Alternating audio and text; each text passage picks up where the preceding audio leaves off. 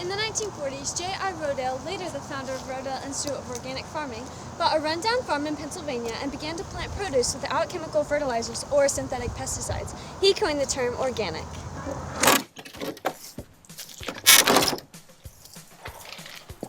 Leading up to the 1980s, companies struggled to define the term organic.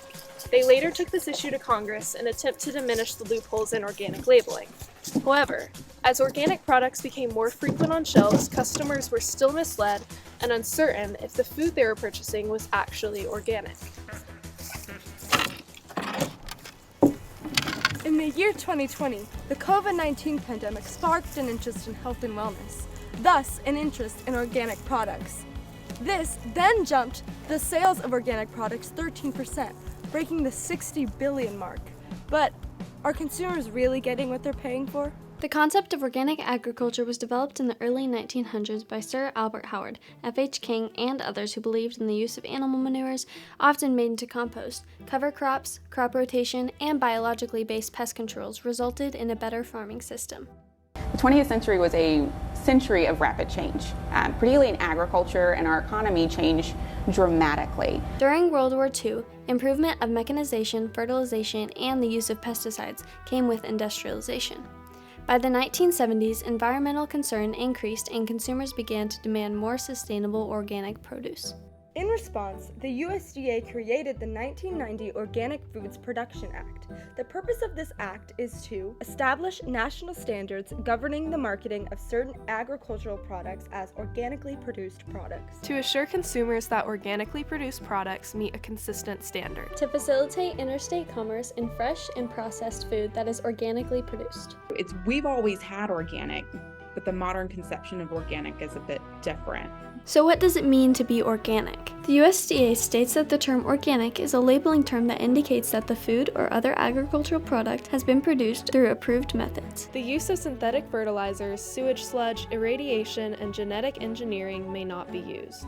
When you see something that says organic, oftentimes that means it doesn't use synthetic pesticides or fertilizers. I mean, they don't use pesticides or fertilizers, just those are much more natural when they come from the earth. Under the 1990 Organic Food Production Act, USDA is required to identify which non-organic ingredients are allowed in organic food products. The list of non-organic ingredients allowed in organic products goes on, but here's just a few. Casings from processed intestines, celery powder, chia, colors. Current organic standards require that a product labeled organic must be made up of at least 95% of organic ingredients. The remaining 5% can be found on the national list of allowed and prohibited substances, what she has been reading from the whole time.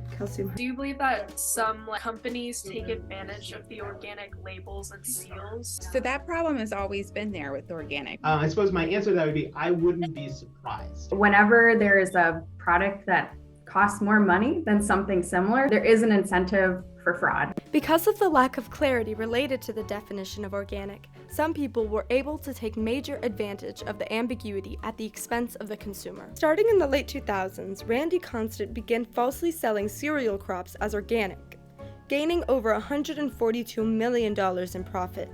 The USDA has 80 credited agents overseeing both U.S. and internationally imported organic goods.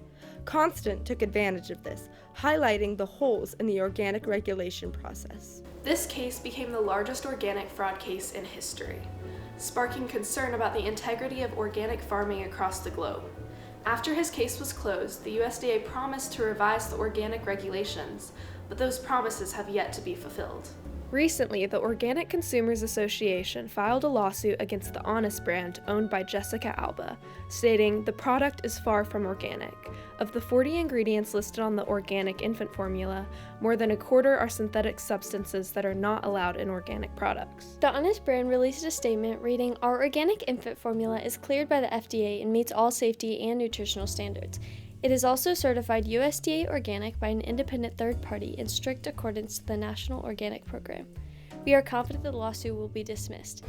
As consumers and as parents, we have a right to understand what's in the food we're feeding our families. Parents are concerned about the Honest brand, yet the greater problem is in the loose USDA regulations that companies like Honest follow.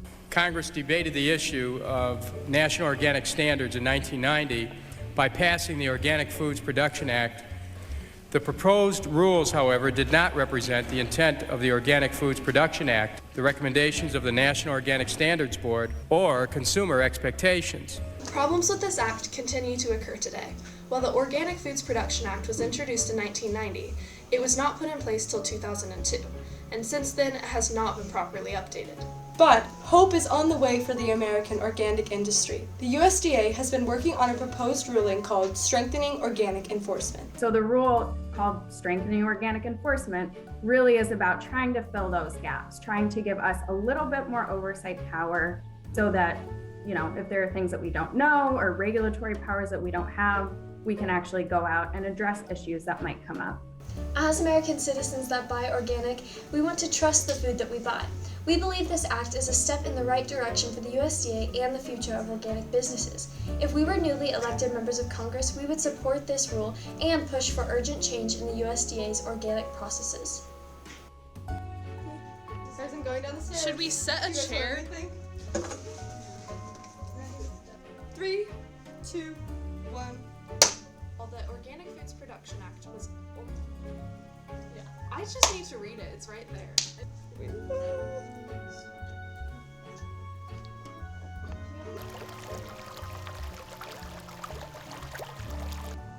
1940s...